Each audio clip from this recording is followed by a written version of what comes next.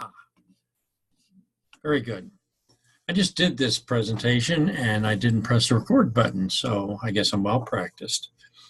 This is TE 804. I have two classes online, so you'll both be seeing the same video and doing the same assignments. I'm sure we'll have different outcomes because different people. I've sent you, I have the syllabus online and on Blackboard. I use Blackboard. Some people are changing to Canvas. We're kind of in the middle of that. I was busy this summer, so I didn't get the training. When I'm busy, I don't like to start something new. The first assignment is up, and I've got all the assignments listed out week by week. But the details of those assignments are not in the syllabus. They're partially in there in terms of readings, and some of the major assignments are in there in detail. But I don't want you trying to do the first month and give it to me in August, because it is a class. We progress through it just as if we were meeting online or meeting in person. So you have my cell phone here, 440. It's on the top there. Your first assignment, by the way, since I just did this, I have to remember I just did this. Our books are, this you can be any paperback by this name, The Middle of Everywhere by Mary Pfeiffer. You can get it cheap. It's not expensive textbook. This is a hardback, but you can get it. And this book is Teaching Strategies for Ethnic Studies, the 8th edition. I think this is the latest one. Wouldn't matter. You get an older edition. I think they're about the same. Sorry, I'm tired from my previous video.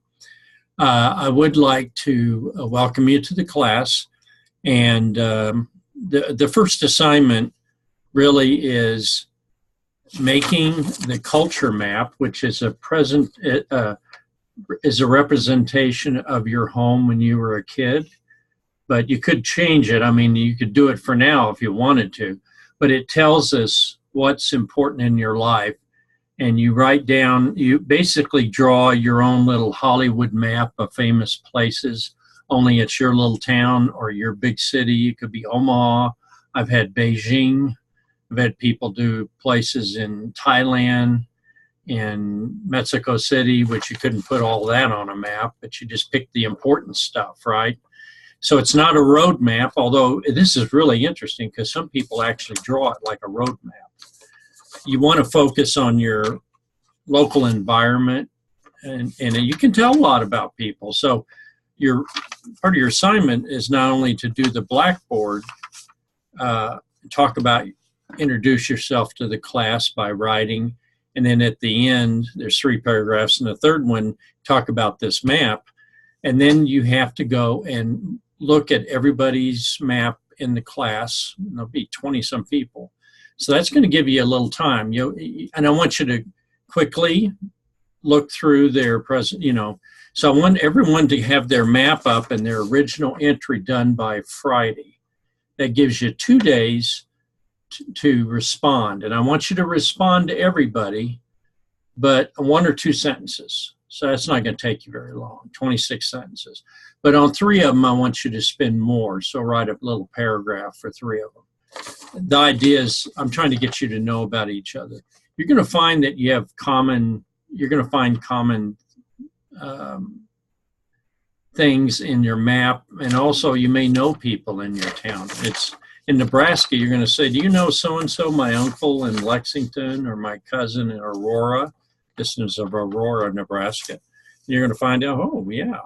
And so it makes it interesting because online, we don't, we can't share colds, so that's good. But I personally, I have to have interaction with you. So I like phone calls, emails, and I do reply on the Blackboards.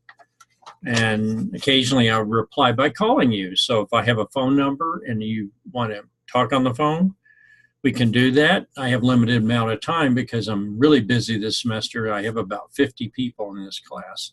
2 classes, about 25 each. So you're going to have a lot of work to do, and I may kill myself because I may have given you more work than I really want to grade. But anyhow, I want to welcome you to the class, and I want you to make these maps colorful, by the way. This isn't bad, but you can make them even more colorful. I sometimes tell people, take a snapshot of it with your phone or your camera or something, and then send it, and then on screen we can make it bigger, or you can attach it, whatever, as a screenshot to your in Blackboard. You can attach it as a screenshot. I want you to know that you can't look at everybody else's while you're doing yours. You know, usually you say, I'm not sure how to do this assignment, so I'll look at somebody else's and I'll kind of copy the concept. Not the stuff, but the concept. Well, this first time, you have to do it all original. And you're not allowed to look at the screen until you've actually put your Blackboard entry into the system. Then you can look at everybody. So I did that to be mean and cruel, and also to encourage originality, and to so you're gonna have to spend a little time this week. I know you may be busy with school starting, but